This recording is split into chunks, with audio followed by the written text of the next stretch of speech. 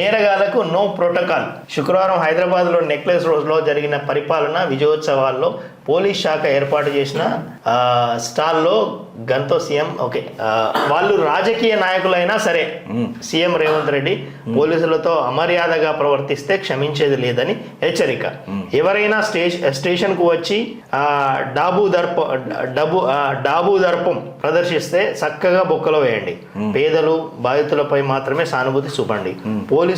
పోలీసుల పేరు వింటేనే క్రిమినల్స్ భయపడేలా చేయండి. హోంగార్డులకు హెల్త్ కార్డులు, మరణిస్తే 5 లక్షల పరిహారం, ట్రాన్స్జెండర్లకు ఇందిరమ్మ ఇండ్లు ఇస్తాం, డ్రగ్స్ సైబర్ క్రైమ్ కేసుల విచారణకు ఫాస్ట్ ట్రాక్ కోర్టులు ఏర్పాటు చేస్తామని వెల్లడి. హోంశాఖ ప్రజాపాలన విజయోత్సవాల్లో పాల్గొన్న సీఎం. ఇక్కడ 2 ఘటనలు ఉన్నాయన్న, మీరు మర్చిపోయారు. హోంగార్డులకు హెల్త్ కార్డులు, మరణిస్తే 5 లక్షల రూపాయల పరిహారం. ఇది ఫస్ట్ టైం చిత్రగుప్తు పెట్టిన కథనానికి ముఖ్యమంత్రి గారు స్పందించారని అనుకుంటున్నాను నేను. ఎందుకంటే హోంగార్డుల మీద ఏ ఛానల్ మాట్లాడలే, ఎవ్వడు మాట్లాడలే. వాళ్ళ పరిస్థితి దీనాతి స్థితి అని చెప్పి చిత్రగుప్తు మాట్లాడింది. జియో 44 కాదు, ఇది హోంగార్డ్. వాళ్ళని మరీ పని మనుషుల కంటే ఘోరంగా చూస్తున్నారు. ఇంట్లో పని మనుషుల కంటే. మనం కథనం నడిపినాం చిత్రగుప్తుల నడిపి అసలు వాళ్ళకు ఉన్న దీన స్థితిని చూస్తే బానిసత్వం ఇంకా బతికే ఉన్నదా. వాళ్ళ ఫ్యామిలీ మెంబర్స్ కూడా ఏమయ్యా నువ్వు ఏందయ్యా నువ్వు అని చెప్పి ఒక ఆమె నాకు ఫోన్ చేసి మా జీవితాలు మారాయి సార్, నా మొగుడు పెద్ద పోలీసోడు అని చెప్పి చేసుకున్నాం కానీ ఇంట్లో పనోడు సార్. పాపం ఆమె ప్రెగ్నెంట్, వాళ్ళ పిల్లలు కూడా. హోంగార్డ్ భార్య ప్రెగ్నెంట్. ఫ్రెండ్స్, నేను ఏ ప్రమాణం తినాలో నాకు చెప్తలేదు. నేను పూజించే ఇష్టదైవానికి ప్రమాణం తిని చెప్తున్నా. ఆమె ఏడుస్తున్నది, ప్రెగ్నెంట్ అని చెప్పింది. అమ్మ మీరు ఏడవద్దు, స్ట్రెస్కి గురవుతారు అని అంటే నా జీవితం ఇంతే సార్. ఏదో నా మొగుడు వచ్చినప్పుడు 4 జర సంతోషంగా ఉండాలని ఉంటా కానీ ఒకసారికి ఇట్లా వచ్చిండో లేదో మళ్ళీ ఫోన్ చేస్తారు, వెళ్ళిపోతారు సార్. కుర్చీలు తుడుస్తాడు సార్, పాకెట్లు మోస్తాడు సార్, కూరగాయలు తీసుకుపోతాడు సార్. ఇట్లా మాట్లాడింది శ్రీధర్ అన్న. నేను నిజంగా చెప్తున్నా కదా, ఇప్పుడు ఏడుస్తే ఏడో భావోద్వేగం ఉంటుంది అని చెప్పి నా కళ్ళలో నీళ్ళు వస్తలే కానీ యోగిస్తుండే ఫోన్లు నాకు రోజు ఉంటాయి. అట్లీస్ట్ కొంచెమో గొప్పను హోంగార్డుల గురించి ఇవాళ ఒక మంచి న్యూస్ విన్నాం. కానీ ఈ ఫోటో చూడన్నా, యోగి ఆదిత్యనాథ్ గారికి స్ఫూర్తి, ప్రధానమంత్రి మోదీ గారి స్ఫూర్తి. ఇట్లా పెట్టుకొని గన్ గజ గజ గజ గజ గన్ అన్నట్టు పట్టుకున్నాడు. భలే స్ట్రైక్ అయిపోతుంది. నాకు ఒక మంచి జోక్ వచ్చింది రేవంత్ అన్న, కాకపోతే వద్దే మళ్ళా మీరు జోకు తీసుకుంటా అంటే చెప్తా. మళ్ళా మనోడు తీసుకోడు అప్పుడప్పుడు. కోర్టుల జోక్యంతో నియామకాల్లో జాప్యం, గ్రూప్ 1 నోటిఫికేషన్ రద్దు కుదరదు సుప్రీంకోర్టు. హైకోర్టు తీర్పుపై గతంలో సుప్రీంకోర్టు ఆశ్రయించిన అభ్యర్థులు పిటిషనర్ల మెయిన్స్ క్వాలిఫై కాలేదని పేర్కొంటూ పిటిషన్ కొట్టేసిన bench. So Ambedkar open universities వీసీగా Ganta Chakrapani, JNTU ఇన్ఛార్జిగా వీసీగా బాలకృష్ణారెడ్డి ఉత్తర్వులు జారీ చేసిన రాష్ట్ర సర్కార్. గంటా చక్రపాణి గారు ఆ ప్రభుత్వంలో మంచి లబ్ధి పొందారు, ఈ ప్రభుత్వంలో కూడా మంచి లబ్ధి పొందుతున్నారు. Very good. పేరే చక్రపాణి. సో అసైన్డ్ భూములపై హక్కులు త్వరలోనే నిర్ణయం తీసుకుంటాం పొంగులేటి. కొన్ని చోట్ల పొజిషన్లో పేదలుంటే రికార్డులు ధనవంతుల పేర్లపై ఉన్నాయి. అట్లాంటి భూములపై పేదలకు పట్టాలు ధరణి పేరుతో ప్రభుత్వ భూములు కబ్జా చేసినారు. వాటిపై ఎంక్వైరీ చేస్తున్నాం. విఆర్ఓల్లో అర్హత ఉన్న 1000 మందిని సర్వేయర్లుగా తీసుకుంటాం. ఆ అసెంబ్లీ సమావేశాల్లోనే ఆర్ఓఆర్ చట్టం, ఇందిరమ్మ ఇండ్ల అర్హుల జాబితా ఒకేసారి తయారు చేస్తాం. వెలుగు ఇంటర్వ్యూలో మంత్రి వెల్లడి. పొంగులేటి సినిమాని అంత సీరియస్ తీసుకునేటట్లేదు, ఎందుకంటే ఆయన కూడా ఏదో అరెస్టులు అన్న తర్వాత ఏం లేదు. సో అది అయినాక చూద్దాం. ఢిల్లీ బార్డర్లో టెన్షన్, రైతుల మార్చును అడ్డుకున్న పోలీసులు. తప్పు మీరు చదువుతున్నది. ఢిల్లీ బార్డర్ లో టెన్షన్, దుండగుల మార్చును అడ్డుకున్న పోలీసులు. అలా రైతులు గారు రైట్. అలా డిమాండ్లు ఎట్లున్నాయి? 100% అయ్యా జాగిరా ఎవడుంటాడన్నా చెప్పు. నువ్వు ఒక మాట పుణ్యానికి ఇవ్వడానికి కిలో బియ్యం ఇచ్చిండు ఎవడన్నా?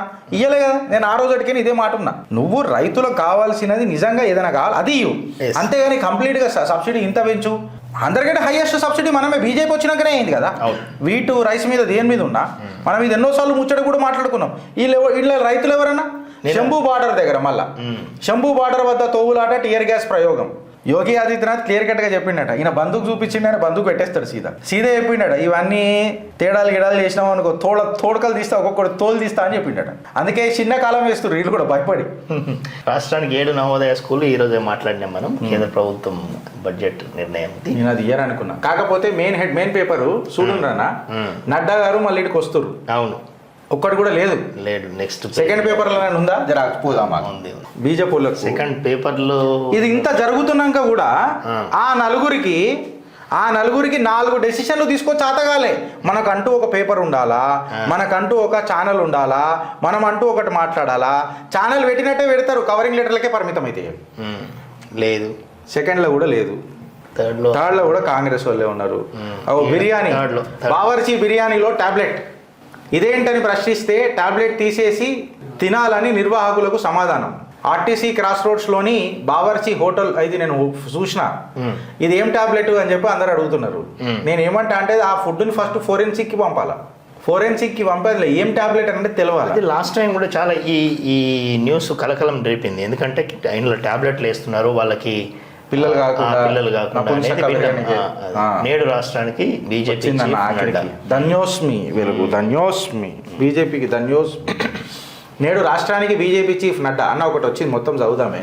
రాష్ట్రంలో కాంగ్రెస్ ప్రభుత్వ వైఫల్యాలను ప్రజలకు అయినా 6 హామీలు 66 అబద్ధాలు.